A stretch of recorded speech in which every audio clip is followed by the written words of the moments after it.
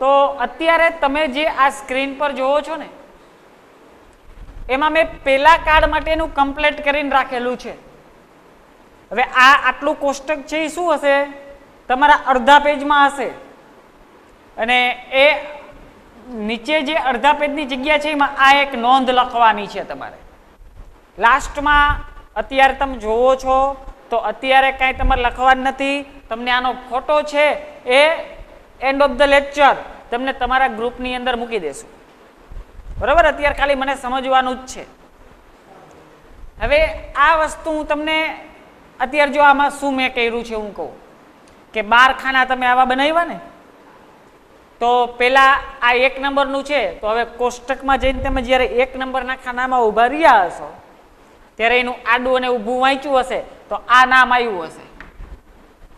બરાબર, અને ઓલી 12 દૂન 24 વાક્ય રચના બનાવી હતી ને, તો આ જો મેં લખ્યું હતું બહુવચન, અહીંયા એક વચન, તો અહીંયા મેં બહુવચનની વાક્ય રચના એની જે બને છે એ લખી, અહીંયા એક વચનની જે બને છે એ લખી, અને મેં કીધું હતું કે અહીંયા હું લખાવીશ. તો મેં અત્યારે શું કર્યું, અહીંયા એક ખાલી તમને સમજાવવા માટે બે ત્રણ એક્ઝામ્પલ લખ્યા છે. અને આ ટેન્સ એટલે કે પેલા ટેન્સની સિમ્પલ પ્રેઝન્ટ ટેન્સની નોંધ મેં અહીંયા લખી છે. આ નોંધ તમારે આની નીચે જગ્યા હોય ને ત્યાં પાસે તમારે લખવાની થાય. પડી ખબર? આની નીચે જગ્યા હોય એમાં. હવે સમજાવવાનું સ્ટાર્ટ કરું ને એના પહેલા તમને એક વસ્તુ સમજાવી દઉં કે આપણે જે ઓલું કોષ્ટકમાં જેટલા ટુ બી રૂપ હતા ને એમાં 3 ટુ બી ના રૂપ એવા છે કે જે ટુ બી ના રૂપ સ્લીપિંગ મોડમાં હોય. કેવા? Sleeping mode. તો સ્લીપિંગ મોડ એટલે ક્યાં? ડુ, ડઝ અને ડીડ. આ 3 જ એવા ટુ બી ના રૂપ છે કે જ્યાં સ્લીપિંગ મોડ હોય. બરાબર, આ અત્યારે વચ્ચે સમજાવવાનું કારણ એ કે આપણે શરૂઆત પેલા કાર્ડથી કરી છે, તો પેલા કાર્ડમાં જ આ 2 ટુ બી ના રૂપ આવી જાય છે. આમાં ફરક શું પડે જુઓ કે વાક્ય રચના આવી છે કે સબ્જેક્ટ ડુ વત્તા વર્બ વત્તા ઓબ્જેક્ટ અને વત્તા અધર વર્ડ. તો આ તો એમનેમ જ રહી, પણ હવે આ કાર્ડમાં ડઝમાં એટલે કે એક વચનમાં ફોર્મ નંબર પહેલું લાગે ને, તો જો આમ લખું ને હું કે સબ્જેક્ટ વત્તા ડઝ વત્તા વર્બ વત્તા ઓબ્જેક્ટ વત્તા અધર વર્ડ, અને આ જ વાક્ય રચના બીજી રીતના કેમ લખું કે સબ્જેક્ટ વત્તા વર્બનું ફર્સ્ટ ફોર્મ વત્તા ઓબ્જેક્ટ અને વત્તા અધર વર્ડ. પહેલી ખબર કે આ બંને વાક્ય રચના સેમ છે. જો વાક્યમાં ડઝ એટલે કે ટુ બી રૂપ 12 આવ્યું તો વર્બને ફોર્મ નીકળી ગયું. ડઝ ટુ બી રૂપ અંદર વહી ગયું, સ્લીપિંગ મોડ છે તો વર્બને પહેલું ફોર્મ લાગે છે ફર્સ્ટ ફોર્મ. બસ આટલો જ ફરક. સ્લીપિંગ મોડ એટલે આટલો જ ફરક. સ્લીપિંગ મોડનો મતલબ શું થાય કે જો એ સ્લીપિંગ મોડ ટુ બી ના રૂપ વાક્યમાં બારે દેખાતા હોય તો વર્બને ફોર્મ લાગે નહીં, અને જો એ ફોર્મ લાગેલું હોય પેલું તો સ્લીપિંગ મોડ છે અંદર હોય. પહેલી ખબર? હવે અહીંયા જો કે વાક્ય રચના પ્રમાણે હંમેશા વાક્ય હોય તો પેલા શું હોય? સબ્જેક્ટ. સબ્જેક્ટ પછી ટુ બી રૂપ. પણ આવું પ્લે નામનું કોઈ ટુ બી રૂપ છે? કોષ્ટકમાં નથી ને. તો આ સ્લીપિંગ મોડ ટુ બી નું રૂપ છે ગમે તે. તો આ વર્બ થઈ ગયો, ઓબ્જેક્ટ અધર વર્ડ, પછી આગળ વાક્ય રચના મુજબ હોય.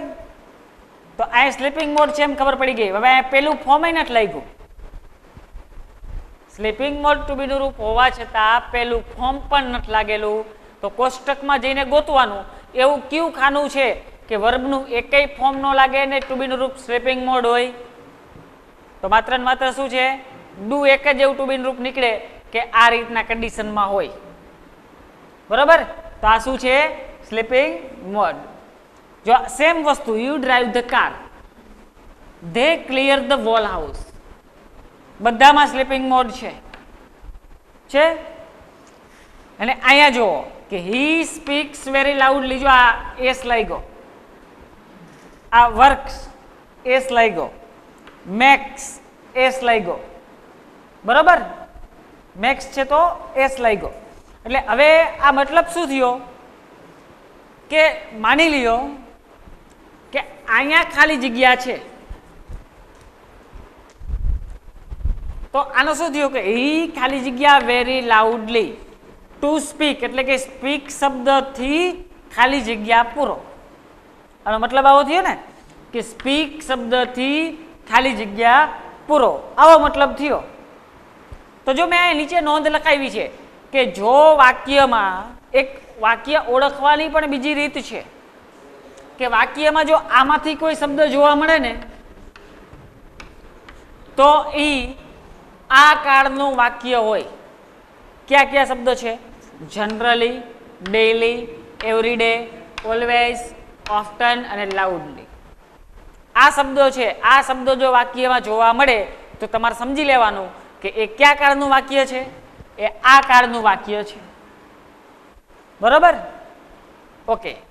તો હું અહીંયા જોઉં છું કે મેં તમને આના પહેલાના અગાઉના લેક્ચરમાં કીધું હતું કે ખાલી જગ્યાની આગળ પાછળ જોવાય એટલે તમને કાં તો ટુ બીનું રૂપ મળે અને કાં તો વર્બ મળે, બેમાંથી એક મળે ને. પણ આ ખાલી જગ્યામાં હું આગળ અને પાછળ જોઉં છું તો મને કાંઈ પણ મળતું નથી, હે ને? કાંઈ નથી મળતું. તો મતલબ કે વાક્યને આગળ વાંચીએ તો જો આ લાઉડલી શબ્દ છે, તો લાઉડલી શબ્દ ઓળખ શબ્દ છે કે નથી? તો આપણે ખબર પડી ગઈ ને કે લાઉડલી શબ્દ ઓળખ છે એટલે આ કાળનું વાક્ય થાય. બરોબર? લાઉડલી ઓળખ છે એટલે આ કાળનું વાક્ય થયું. તો આ કાળ, હવે આમાં ક્યાં બે ટુ બીન રૂપ હતા? તો બે, એક ડઝ અને ડુ, આ બે શબ્દ હતા. ઓકે. હવે એક વચનનું વાક્ય હશે કે બહુવચનનું, આવું નક્કી કેમ કરીશ? તો કે કર્તા ઉપરથી નક્કી કરીશ. જો આમાંથી કોઈ કર્તા હોય, આમાંથી, તો એ બહુવચન થાય. આ બહુવચન છે એટલે આમાંથી કોઈ કર્તા છે તો આ એક વચન થાય. તો અહીંયા શું છે? હી. તો આ એક વચન થયું ને. આ વાક્ય કેવું છે? કાળ તો પહેલા ખબર પડી ગઈ, પણ હવે એક વચન બહુવચન એ ખબર પડી ગઈ ને કે એક વચન છે. તો હવે નક્કી થઈ ગયું ને કે ડઝ હોય. શું હોય? આ ડઝ હોવું જોઈએ અહીંયા પાસે. તો ઓકે. તો હવે ડઝનો નિયમ શું છે કે જો આપણે ડઝને આ સ્લીપિંગ મોડ રાખશું તો વર્બને ફોર્મ નંબર કેવું લગાવવું પડશે? પહેલું. બરોબર? અને જો ડઝને બહાર લાવશું તો વર્બને કોઈ પણ ફોર્મ લાગશે નહીં. તો આ વર્બનો શબ્દ તો છે જ સ્પીક, તો આવું લખી શકાય કે ડઝ સ્પીક. વર્બને કોઈ ફોર્મ નહીં લગાવીએ. પણ આવું નથી લખવું, ડઝને સ્લીપિંગ મોડ રાખવું છે. બરોબર? તો ડઝને સ્લીપિંગ મોડ રાખીએ તો વર્બને કેટલામું ફોર્મ લાગ્યું? પહેલું. વર્બને પહેલું ફોર્મ લાગે છે. તો જો હવે એક નિયમ છે કે જો ક્રિયાપદનો છેલ્લો અક્ષર, આ નિયમ આના નીચે મેં લખાયો ને એટલે આ કાળ પૂરતો જ લાગુ પડે કે જો ક્રિયાપદનો છેલ્લો અક્ષર S, double S, S H, C H, X કે ઓ હોય તો ક્રિયાપદને ઈએસ પ્રત્યય લાગશે. ઈએસ અને એસ, વર્બનું પહેલું ફોર્મ એટલે શું થાય? બે પ્રત્યય છે, એક એસ અને ઈએસ. તો ક્યારે એસ ને ક્યારે ઈએસ? તો આ એના માટેનો નિયમ છે. બરોબર? ક્યારે એસ અને ક્યારે ઈએસ, તો આ એના માટેનો નિયમ થયો. તો આપણે એવું કીધું ને કે વર્બનો છેલ્લો શબ્દ આમાંથી કોઈ છે? અહીંયા તો કે છે ને, તો ના, આમાંથી કોઈ નથી, તો એસ પ્રત્યય લાગશે. અને આમાંથી કોઈ હોત તો શું હોત? ઈએસ. તો આપણે આ સ્પીક છે એને શું કરાય? એસ લગાડી દો, જવાબ આવી ગયો. સેમ વસ્તુ આવું હોય. બરોબર? કે અહીંયા આ સ્પીક ખાલી આપેલું છે અને અહીંયા ખાલી જગ્યા હોત તો ચલો કે ભાઈ મેં ખાલી જગ્યાની આગળ જોયું ને પાછળ જોયું, તો આગળ તો મને કરતા મળ્યો તો ખાલી જગ્યા ટુ બીન રૂપની છે, આ સ્પીક છે તો વર્બ. પણ વર્બનું ફોર્મ નંબર કેટલામું છે? એકય નથી ને, સ્પીક મૂળ રૂપ છે ને. તો હવે કોષ્ટકમાં આપણું મગજ જવા દો. તો એવા કેટલા ખાના કે જેમાં મૂળ રૂપ લાગતું હોય. તો જો બીજી લાઈનમાં બધામાં બીજું ફોર્મ લાગે એટલે એને કાઢી નાખો. ત્રીજી લાઈન બધામાં ત્રીજું ફોર્મ લાગે છે, કાઢી નાખો. ચોથી લાઈન બધામાં બીજું ફોર્મ લાગે, કાઢી નાખો. બરાબર? ખાના નંબર 5 એમાં ત્રીજું ફોર્મ લાગે છે, એક ખાના નંબર 9 એવો છે, ખાના નંબર એક 9 છે અને એક ખાના નંબર 1 એમાં પણ બહુવચન કે ડુ માં કોઈ ફોર્મ લાગે નહીં. તો હવે એવું નક્કી થયું ને કે ટોટલ કેટલા ટુ બી ના રૂપ જવાબ આવી શકે છે? 3. ક્યાં ક્યાં? એક તો કે કાં તો વિલ આવે, એક તો કાં તો સેલ આવી શકે અને એક શું આવી શકે? ડુ. આ 3 માંથી એક જવાબ આવી શકે, પણ એમ નહીં, આપણે પરફેક્ટ જવાબ જોઈ છે કે જવાબ સાચો કયો આવશે.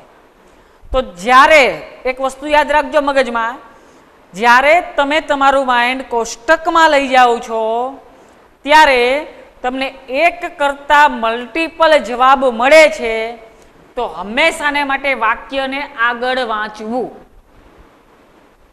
શું કીધું? તમારું મગજ તમે કોષ્ટકમાં લઈ જાઓ છો ત્યારે જવાબ એક કરતા વધારે તમને મળે છે, ત્યારે વાક્યને હંમેશા તમારે આગળ વાંચવું. જ્યારે તમે વાક્યને આગળ વાંચશો ત્યારે 110% ઈ વાક્યમાં તમને ઓળખ શબ્દ મળશે મળશે ને મળશે. પડી ખબર? જો પહેલેથી રિપીટ હું કહેવા શું માંગુ છું, હી ખાલી જગ્યા સ્પીક વેરી લાઉડલી. પણ સાહેબ તમે આગળ બોલ્યા હતા લેક્ચરમાં કે ખાલી જગ્યાની આગળ પાછળ જોવો એટલે તમને એક વસ્તુ મળે, કાં તો ટુ બી નું રૂપ મળે અને કાં તો વર્બ મળે, અને વર્બ અથવા ટુ બી ના રૂપ સિવાય કોઈ ખાલી જગ્યા ક્યારેય હોય નહીં. ઓકે, જો મેં આગળ પાછળ જોયું, આગળ મને કરતા મળ્યો તો એક નક્કી થઈ ગયું ખાલી જગ્યા શેની છે? ટુ બી ના રૂપની. તો એ ટુ બી ના રૂપ પછી આ સ્પીક તો વર્બ છે જ, પણ વર્બ કેવું છે? તો કે મૂળ રૂપ છે. બરાબર? તો હવે આપણું મગજ કોષ્ટકમાં જશે ને કે મૂળ રૂપ એટલે કે વર્બનું એકેય ફોર્મ ન લાગતું હોય એવા ટુ બી ના રૂપ કેટલા? તો મારું મગજ કોષ્ટકમાં ગયું તો મારું મગજ 3 ટુ બી ના રૂપ ગોતીને આવ્યું કે એક સેલ, વિલ અને ડુ.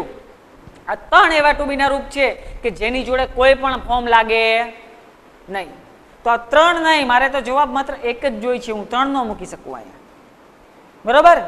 તો હવે શું કરશું કે આ 3 છે. હવે જ્યારે હવે મારે એ નિયમ કહેવાનો છે કે જ્યારે તમારું માઇન્ડ કોષ્ટકમાંથી એક કરતા વધારે જવાબ ગોતીને લાવે છે ત્યારે હંમેશા માટે એક વાત યાદ રાખવાની, વાક્યને આગળ વાંચવાનું. વાક્ય આગળ વાંચશો ત્યારે 110% તમને એ વાક્યમાં ઓળખ શબ્દ મળશે મળશે ને મળશે. હું આગળ વાંચું છું, મને ઓળખ શબ્દ મળ્યો. આ ઓળખ શબ્દ કયા કાળનો છે? આ ઓળખ શબ્દ અહીંયા મેં ક્યાંક લખ્યો છે, તો આ નોંધ મેં આ પેલા કાર્ડની નીચે લખેલી છે. તો આ આટલા નંબરના કાર્ડનો ઓળખ શબ્દ છે ને? તો આ 3 માંથી આ કાર્ડનું ટુ બી નું રૂપ કયું છે? જવાબ એક જ આવ્યો ને? આવી ગયો જવાબ? હવે માનો કે આ કાર્ડમાં તો એક જ છે, બરોબર? કે ડુ જવાબ આવી ગયો, પણ માનો કે કોઈ બીજો કાર્ડ એવો હોત તો કે એમ ઇઝ આર એટલે કે આ કાર્ડ નંબર 2 ના ટુ બી ના રૂપ થયા, તો આ કાર્ડનો કોઈ ઓળખ શબ્દ આગળ હોત તો હું આ 3 માંથી સાહેબ કયું મૂકે? તો 3 માં તમને મેં કેમ લખાયું છે? એમ અને આર ઉપર એટલે બહુવચનનું, નીચે ઇઝ તો કે એક વચનનું. બરોબર? તો આગળનો શબ્દ જોઈ લ્યો ને કેટલામું છે? એક વચન કે બહુવચન? એક વચન. બરાબર? તો આમાંથી એક વચનમાં કયું આવે? તોય તમે પરફેક્ટ જવાબ ગોતી આવો ને. ટૂંકમાં મગજ તમારું છે એ કમ્પ્લેટ ચાલવું જોઈએ કોષ્ટકમાં. એક કોષ્ટક મગજમાં બેસી ગયું ને એટલે તમામ તમારા માટે ઈઝી થઈ જશે. કોઈ પણ જવાબ, આ ખાલી જગ્યા આવી, તમે આજ સુધી સોલ્વ કરતા આવ્યા છો, પરીક્ષા દેતા આવ્યા છો ને, તમારા આગળ જે પણ ઇંગ્લિશની બુક છે ને એમાં જેટલી ખાલી જગ્યા છે ને એ બધું મેં તમને આ વિચાર કરતા શીખડાયો ને. વિચાર કરજો, એક પણ ખાલી જગ્યા એવી નહીં નીકળે કે તમને એનો જવાબ નહીં મળે. પડી ખબર? Okay, it works properly. Same વસ્તુ છે ને, મેં અહીંયા આમાં જેવું કર્યું એવું આમાં કરી શકું કે ન કરી શકું? અહીંયા ખાલી જગ્યા રાખ દઉં તો અહીંયા કાઉન્સમાં લખું કે ટુ વર્ક્સ, વર્ક લખું એટલે કે વર્કથી ખાલી જગ્યા પૂરો થાય ને. સેમ લોજિક, સેમ લોજિક આમાં પણ ન થાય? શું સેમ લોજિક થાય ને? તો આ પેલા કાર્ડ માટે બસ તમારે ખાલી આટલું જ યાદ રાખવાનું છે. રેડી? પહેલા કાળ માટે માત્ર ને માત્ર તમારે આટલું જ યાદ રાખવાનું છે. પણ એના પહેલા હવે એક બીજી વસ્તુ તમને સમજાવું. સ્લીપિંગ મોડ તો તમને મેં પહેલા જ વાત કરી. તમે આ 12 ખાના મેં બનાવવાનું કીધા હતા એટલે અગાઉ લેસન એ હતું ને કે 12 નામ લખવાના ટેન્સના અને પ્લસ એક વચન બહુવચનની વાક્ય રચના એટલે કે 24 એ તો તમે આ બધાએ લખ નાખી છે 12 ખાના બનાવ્યા એટલે બહુવચનની અહીંયા લખી છે એક વચનની અહીંયા 12 ની એવું લખાઈ ગઈ હશે બરાબર. પણ હવે જો હું તમને ખાલી 5 જ મિનિટમાં બાકીની 24 વાક્ય રચના શીખડાવી દઉં. એક કે એવું સાંભળ્યું કે સાહેબ નકારની વાક્ય રચનાઓ આવે તો જો નકાર માટે વાત કરું, વાત છે નકાર માટે, ખાસ જોજો બરાબર.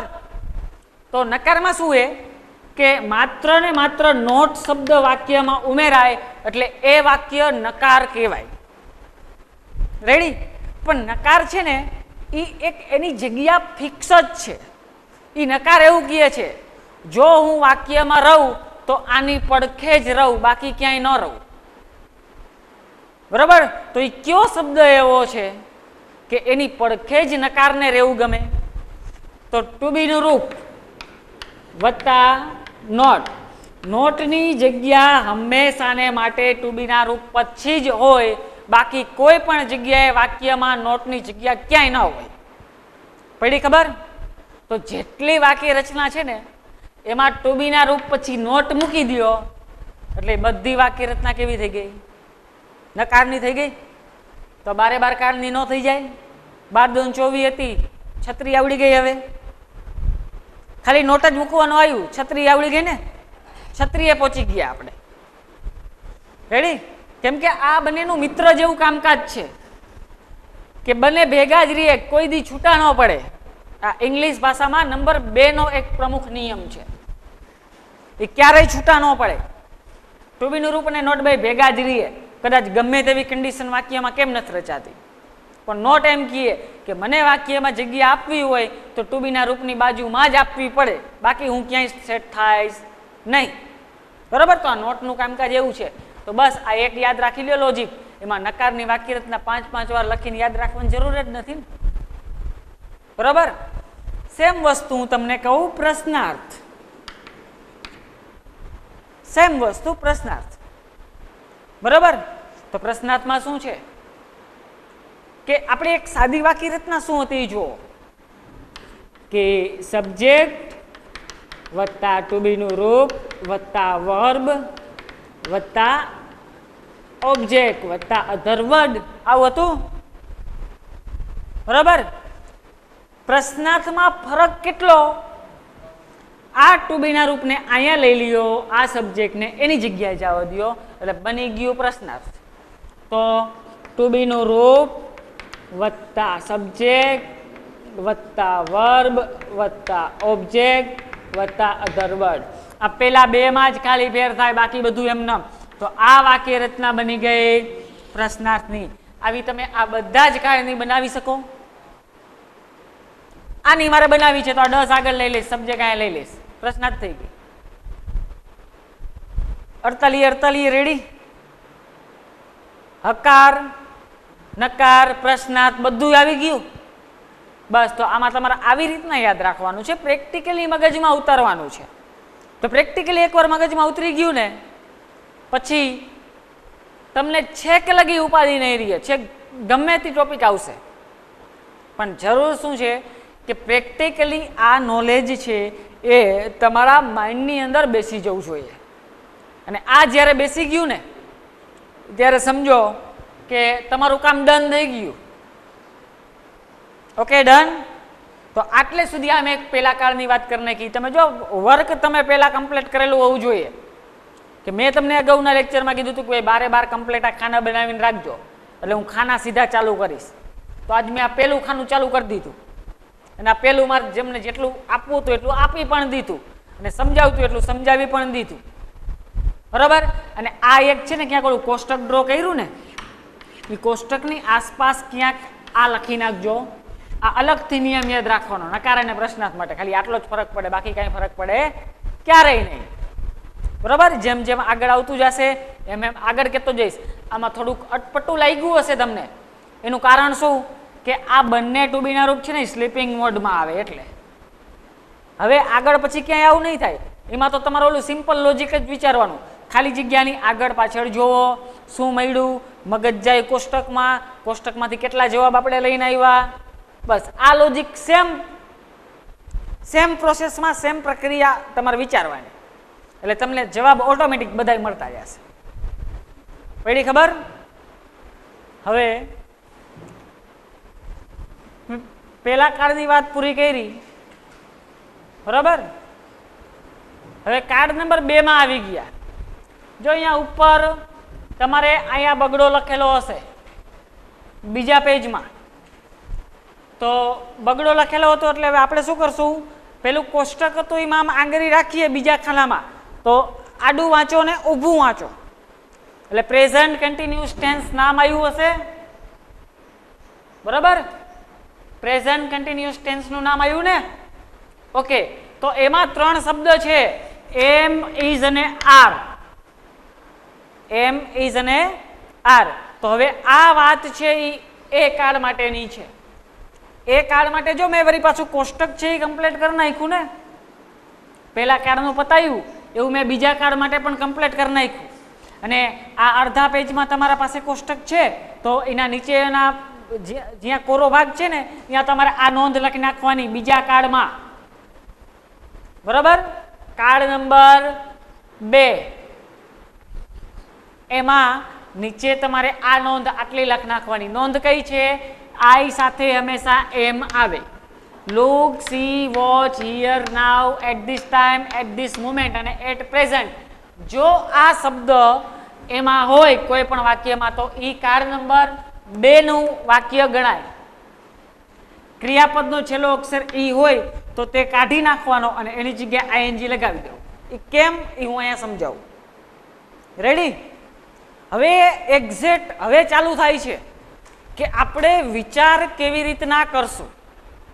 જો આઈ એમ ખાલી જગ્યા ફોર અ જોબ, બરાબર. અને કાઉન્સમાં શબ્દ છે ટુ એપ્લાય. તો આનો મતલબ શું થયો?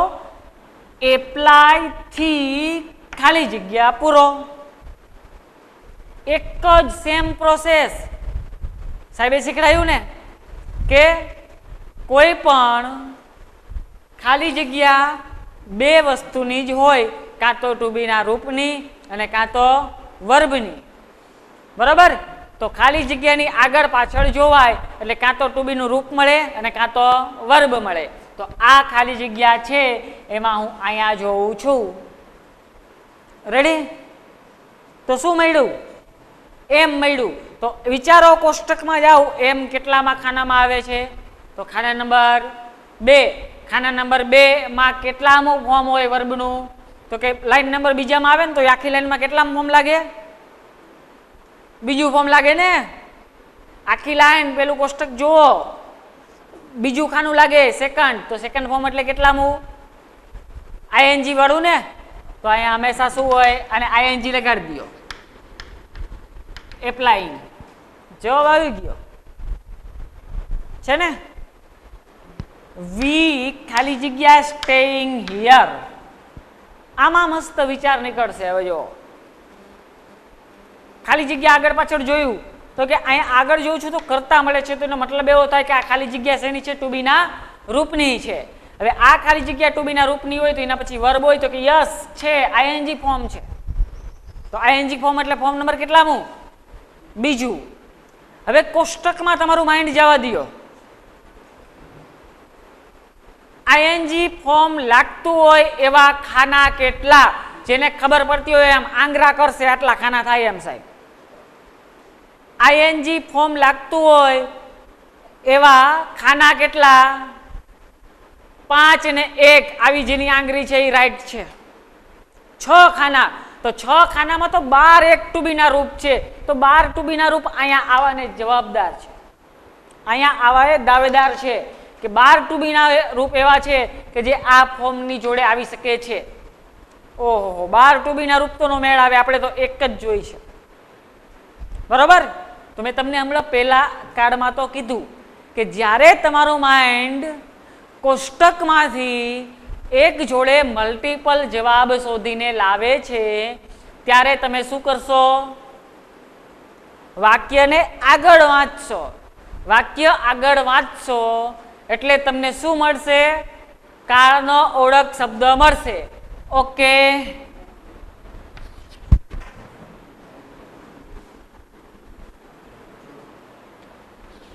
છે તો આ કાર્ડ ઓળખી ગયા. હવે ખબર પડી ગઈ કે કાર્ડ નંબર કેટલામાં?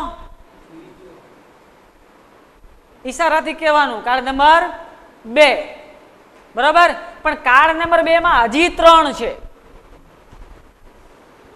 કાર્ડ નંબર 2 માં હજી 3. ચાલો 12 માંથી આપણે 3 પહોંચ્યા કે 3 ટુ બી ના રૂપ એવા છે કે જે હજી આપણે 3 માંથી 1 પસંદ કરવાનું છે. હવે 3 માં જોઈએ તો શું એ મને આર ઉપર છે, ઈજ નીચે હોય ને, એટલે ઉપર વાળા બહુવચન છે, નીચે વાળા એક વચન છે ને. તો હવે આને આગળ જોઈ લ્યો તો આ કેટલા વચન છે? બહુવચન છે ને, તો આ ઈજ તો નીકળી ગયું, એક વચન વાળું નહીં આવે એટલે નક્કી થઈ ગયું ને. તો હજી 2 વધ્યા. શું છે? હજી 2 વધ્યા. 2 માંથી 1 પસંદ કરવાનું છે. હવે વી આર મારે એમ મૂકું કે આર? તો જો અહીંયા મેં ઉલ્લેખ કરેલો છે, આઈ સાથે હંમેશા એમ આવે, બાકી બધે આર. રેડી? તો હવે આર એકલું અહીંયા મૂકી દો.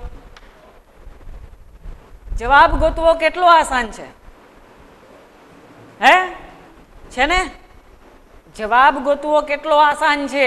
આ જ પ્રોસેસ મગજમાં વિચારવાની તમારા લોકોએ શું કરવાનું? તમારી આગળ જેટલી એક્સરસાઇઝ છે ને, કોઈ પણ ગ્રામરની બુક છે ને એમાં તમે જોઈ લ્યો, આ પ્રોસેસથી વિચારવાનું. જવાબ 110% આવે ને આવે જ. એમાં કોઈ શંકાનું સ્થાન નથી, આવે જ. જો તમારી બુદ્ધિ હાલે તો, નકર ન આવે. અને હજી એક વખત મિત્ર, 12 કોમર્સનું વર્ષ છે આપણું. બધા લોકોને એક વખત ખરેખર હજી એક વખત રિપીટ કરું છું કે પ્લીઝ પહેલેથી ધ્યાન દેજો. પહેલેથી અત્યારે ધ્યાન દેશો ને તો છેક છેલ્લે સુધી તમને આવડશે. પછી આ બધું જ્યારે વહી જશે ને તો છેલ્લે પછી હકીકતમાં કાંઈ નહીં આવડે. અને કાંઈ નહીં આવડે ને એટલે આપણે એક્ઝેક્ટ પાસ થવાના પણ ફાફા પડે છે અમુક લોકોને. હે, સાયન્સનું રિઝલ્ટ આવ્યું, તમે જોયું ને, 74% રિઝલ્ટ આવ્યું. એટલે કે 26 નપાસ. તો લાખ ઉપર પરીક્ષા આપે એટલે 26,000 નપાસ પડે. તો 26,000 માં આપણું નામ પણ હોઈ શકે છે. પડે ને ખબર? આવું રિઝલ્ટ આવે છે. એટલે આમાં આપણે કોઈ સ્થાન લેવું નથી. આપણું સ્થાન બાકીના 75,000 માં જ હોવું જોઈએ. એ 26,000 માં આપણું સ્થાન ના હોવું જોઈએ. બરોબર? એટલે પહેલેથી ધ્યાન રાખો. આ પ્રોસેસ એકદમ સિમ્પલ છે. તમારે કોઈ પણ વ્યક્તિએ કોઈ પણ બુક ખોલીને વાંચવાની જરૂર નથી. હું જેટલું કહું છું એટલું સાંભળો. 101% ચેલેન્જ આપું છું, તમે ક્યારેય કોઈ જગ્યાએ ઇંગ્લિશમાં નપાસ નહીં પડો. બાકીનું બધું ફોર્મેટિંગ છે, ઘણું બધું નિબંધ છે, ઈમેલ છે, રિપોર્ટ છે, સ્પીચ છે, આ બધું હું તમને પરફેક્ટ કરાવી દઈશ. અને આપણે એવી રીતના કરશું કે તમે પરીક્ષામાં જવાનો છો ને પરીક્ષા આપવા, તો તમને પરીક્ષામાં ગયા પહેલા તમને ખબર હશે કે મારે અહીંયા જઈને શું લખવાનું છે. અહીંયા લખવાનું મટીરિયલ તમારી આગળ હશે. આપણે એટલે સુધી A to Z કમ્પ્લીટ કરી નાખશું. સો બી કેરફુલ.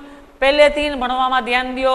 ગ્રામરનો સેક્શન મોટો છે એટલે વ્યવસ્થિતપણે ધ્યાન દો, તો પછી તમારે આગળ ઉપાધિ ન રહે કાંઈ. અને અમુક સિચ્યુએશન એક કુદરતી એવું રચાણું છે કે આપણે બધા એકબીજા ભેગા નથી થઈ શકતા અત્યારે. નકર અત્યારે આપણે live face to face lecture ચાલુ હોત. બરાબર?